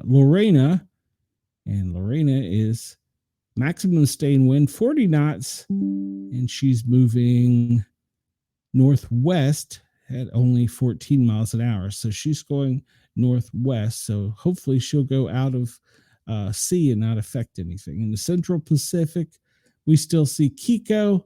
It's on a course that could take it to Hawaii. Let's keep our eyes on it. Tornado chances for today. Well, they appear to be a slight, less than 2% in all areas. High winds, though, down in Southern California and lower Arizona, New Mexico. Maybe some up in the Great Lakes. And then chances for hail, pretty slim unless you're up by the Great Lakes. There is a slight chance. Let's look at the schedule here and see if we're missing anything, because it was scheduled. And there we go. 9 o'clock pool time, 11:30 a.m. press lunch with a lunch lid. So he had lunch with the press people that he surrounds himself with. And at 2 o'clock, he's still scheduled to make an announcement. So we're waiting. There was no public events on Monday. And he did go to his golf club in Washington, D.C., and there was no events over the weekend. So it was a light day, so to speak, at the White House. And let's see. This comes to us from Channel 4, WRC, Washington, D.C. Judge rules Trump of National Guard in L.A. illegal. We talked about that. Trump expects to announce U.S. Space Command is moving from Colorado to Alabama. This was 2 hours ago. We talked about that. And hundreds of economists say they supported Fed Governor Lisa Cook. Okay, 3 new updates. Hold on, let's go up here. 3 new updates. Newsom responds after judge rules Trump deployment in LA. Trump loses again. Okay. Border Patrol official who led LA enforcement to head Chicago operations. That was 1 hour ago. That's news. And it was Gregory Balvino. So grand jury declines to indict woman accused of threatening Trump. That was 1 hour ago. A federal grand jury sitting in Washington declined to return an indictment against a woman whom the U.S. Attorney's Office for the District of Columbia accused threatening to take the life of the president and transmitting threats over state lines.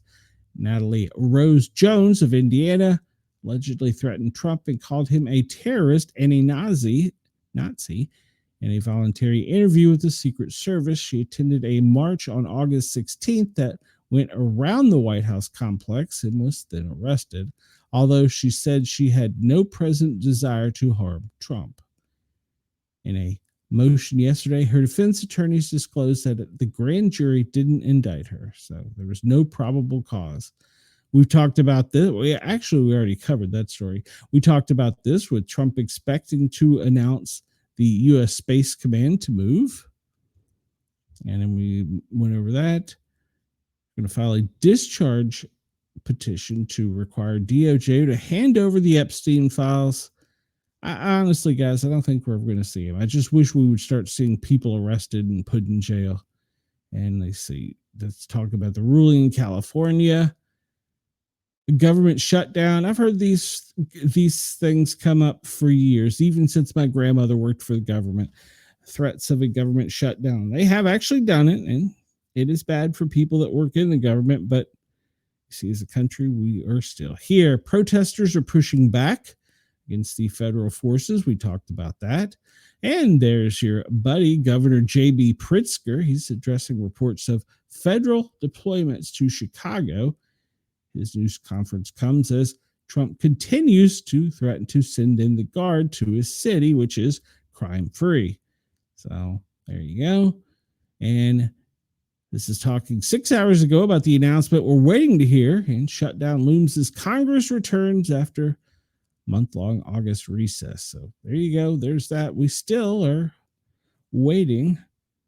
We are still live and we are still tuned. So we was scheduled at 1400 or 2 o'clock. We're now 45 minutes late if you go by their schedule. So no, that wasn't the one I wanted.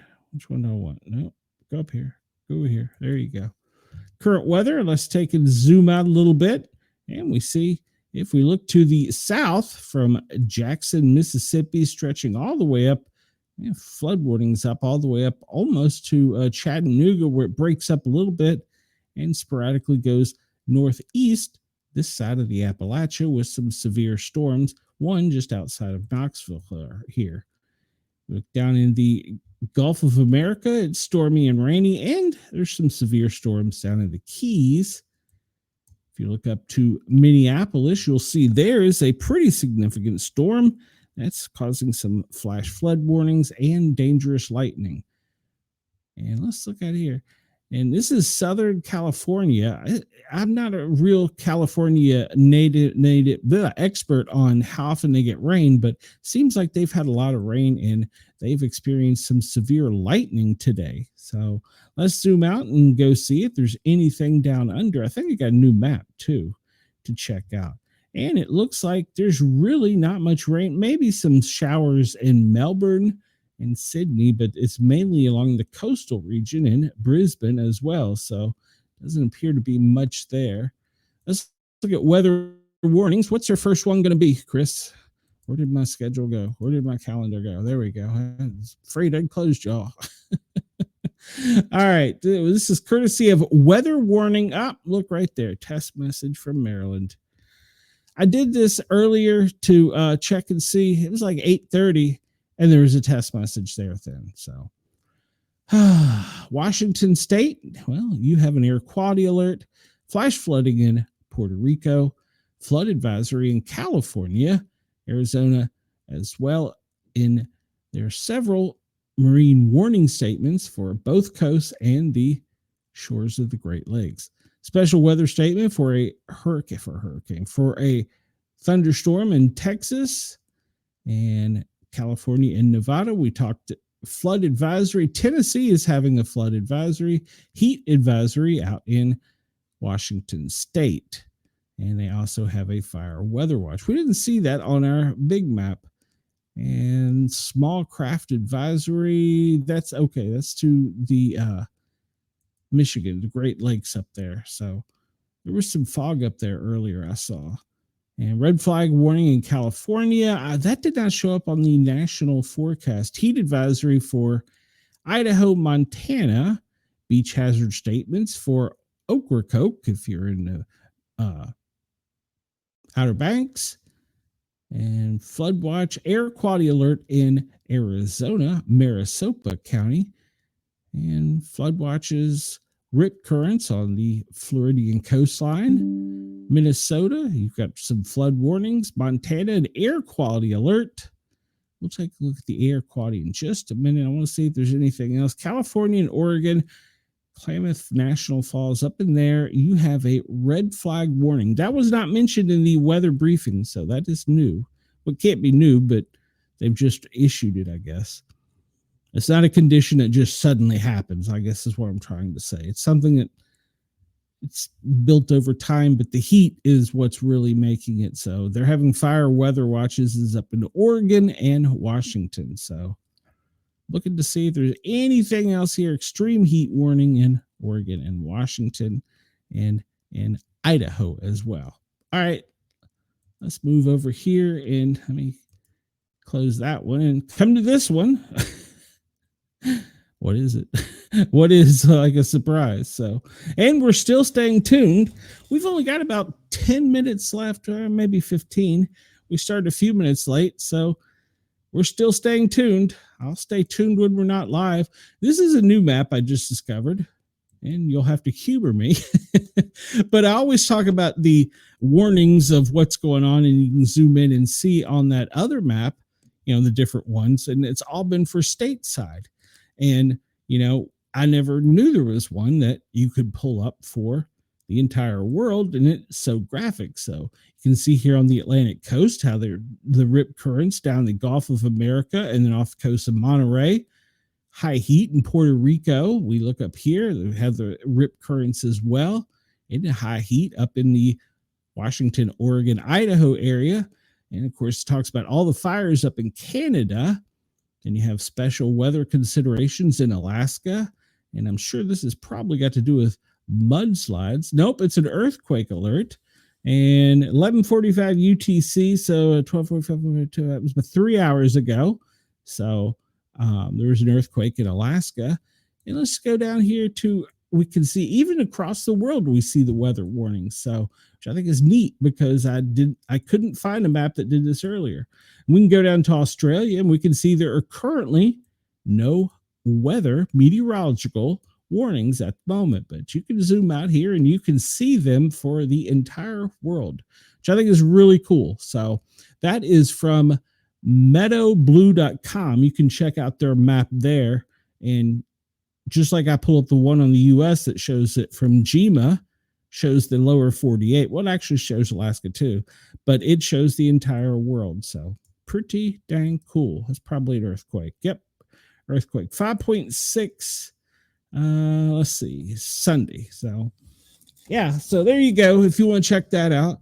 And Chris, you're right. It should have started. I've been staying tuned.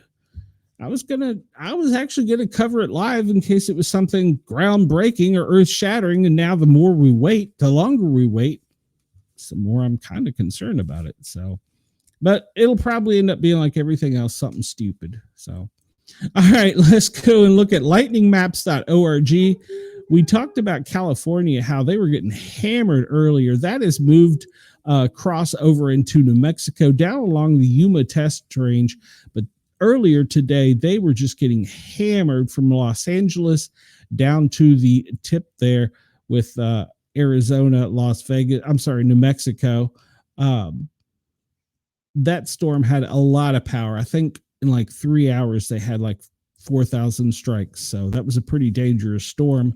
We look over here in the heart of the South, and the main one is from Toledo, Columbus, and it extends quite a bit of range here, northeast up to Bowling Green in Kentucky, and as far as way as Lexington. That's going to continue with the afternoon heat. They're expecting that's going to heat up across Middle Tennessee, and it'll go northeast, so we'll have some thunderstorms here in East Tennessee. Up here, we see St. Paul, Rochester. Up in Minnesota, there's a storm. It's not as potent as the other one there. Did I check on my friends down in Key West? They're getting some thunderstorms right now with my friends in Key West. We'll hop down to Australia and see most of your thunderstorm activity is located to your east off the coast of Sydney and Canberra. So we'll keep an eye on that. If you're in Australia, be weather aware. That storm is still off the coast, but it may come ashore. So if you have a weather radio, make sure to keep it on. So yeah, how are we doing? We got about 10 minutes here. We'll go through this real quick. Current temperatures: Atlanta 71, Chicago 76, Washington 74, up into New York at 76, down in Tampa 89, Dallas 89, and Houston 89.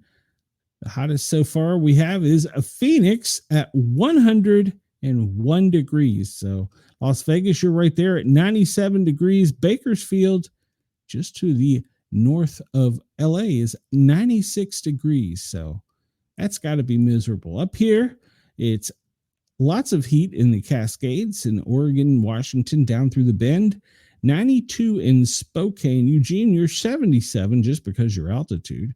Medford, you're 87. Getting down here to Redland, it heats back up to 93.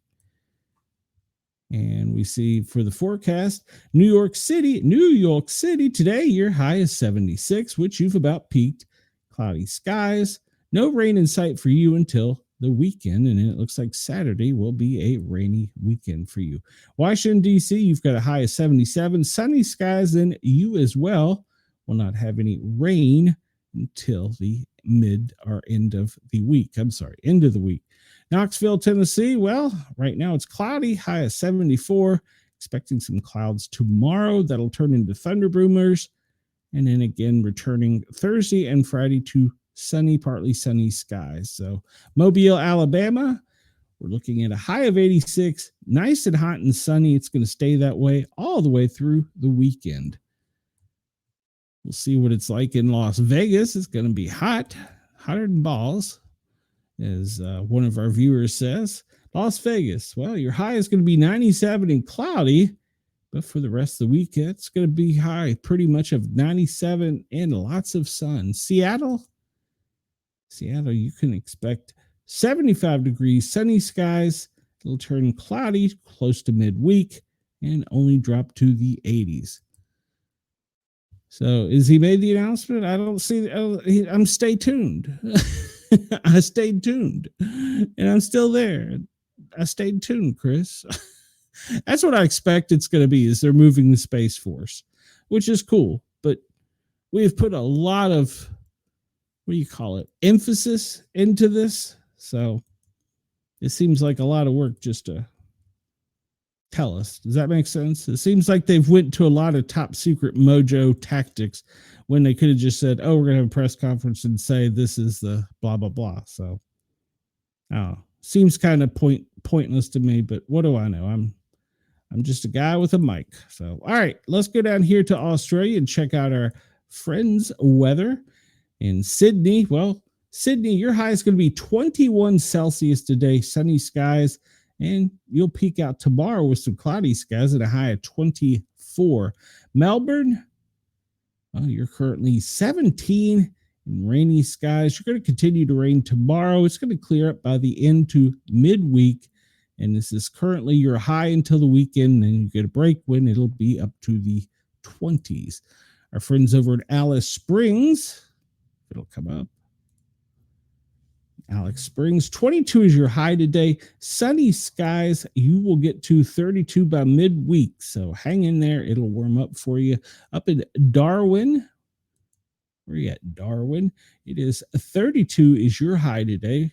And it's going to be sunny skies, and 32 is pretty much going to be your high for the entire week with nice and sunny skies. So go down to Perth, and we see here, well, you got cloudy skies with a high of 20. That's your high for the week. Tomorrow will be sunny, but rain's moving in, and by the weekend, it's going to get windier. So, and he had to announce Huntsville will be known as Rocket City. Weren't they already known as Rocket City? I thought they were for some reason. Yeah. And I don't know if you've ever driven to Huntsville, but Huntsville is a very difficult city to get to. So it seems to me it would make a good choice to put something like that there because of the way the terrain is with the mountains. You can't drive there directly. You have to go around and come in one of the other major cities in either Alabama or Tennessee, Arkansas. Unless you're coming from the west, but even then you don't have a straight shot. It's really a weird place to get to map-wise. From Atlanta, Georgia, it takes me like 8 hours to get there, which is crazy because you got to go north to come back south. So it's really just kind of nuts. So let's see here. We'll wrap up real quick here. The heat risk we talked about on the West Coast and pretty much all the country code yellow. Florida, you're still a code orange, so keep your sunscreen on. Stay hydrated if you're down there. And we'll look here at the global wind map and see, wow, the U.S. is, well, it's kind of stagnant, so that's why the heat's sitting up here on the east. But if we notice, we can already start to see it coming down from Canada just ever so slightly. That little front is going to form and get a little stronger, bring the cool air from Canada. We hop over to the Atlantic, and we see that that storm disturbance 1 is in line with the wave coming off of Africa. So it may gain some electricity, but it'll be further into the Atlantic and more to the north. So we'll have to keep an eye on that.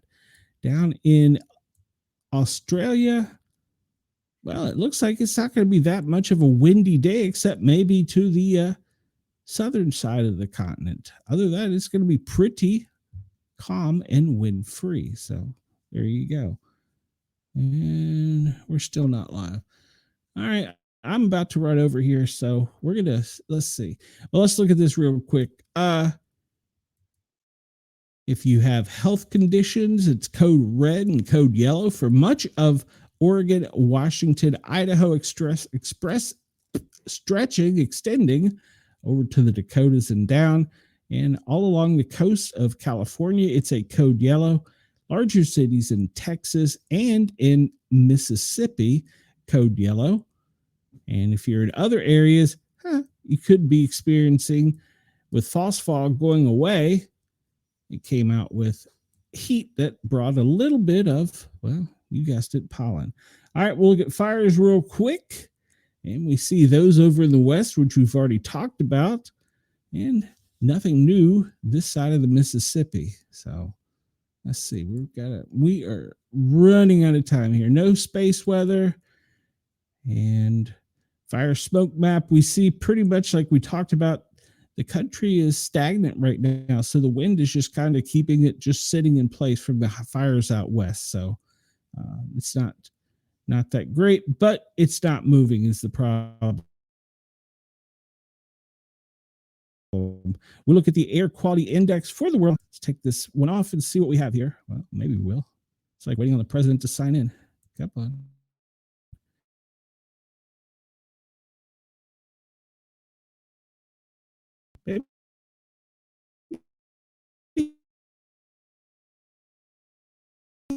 He forgot his sign-in code. Let's see. What do we have here? There are no current earthquake. Well, that was 6 hours ago, a 5.2 in Afghanistan. They need a break there because of the ones they had over the weekend that were so powerful. So, and we look and see the most recent one was offshore of California. And it's been, well, what was that? It's been about 6 hours for that one. So that's the most recent ones in the United States. San Francisco Bay experienced one over the weekend for the U.S. That's the main ones. Australia, you have not had any earthquake or seismic activity according to this site.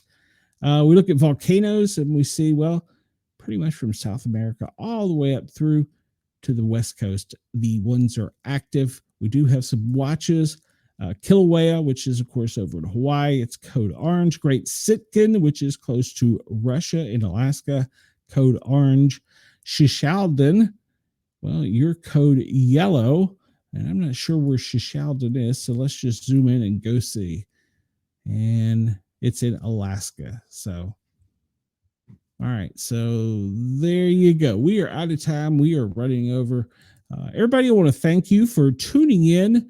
We got through most of it. I wanted to talk about, I'm trying to think if there was something else I wanted to say or do, but we got through most of the news, and there was no more recent line of duty deaths. That's always good news. So we got through most of it. I wanted to carry, there's the power outages. California is the highest, with Texas, Pennsylvania, and New York following up. Denise, you are welcome. Thank you. I was having a bad day the other day, and I just was ready to turn this whole thing off and never do this again. I just was frustrated. So thank you. And I will stay tuned. If the president makes some breaking news announcement, we'll cover it tomorrow. Everybody have a great day, a great afternoon. This is the Bitdefender map. You can go check it out. It's real-time cyber security threats. It shows what's going on and what's happening. And as always, America is being, well, hammered. That's what happens to us. So, all right. Denise, thank you. I appreciate that. Some days I need the words of encouragement, so I do appreciate it. It means a lot. Everybody have a great day. Sportcat, I'm signing out of here. Let me push some buttons here. I'll see you guys tomorrow.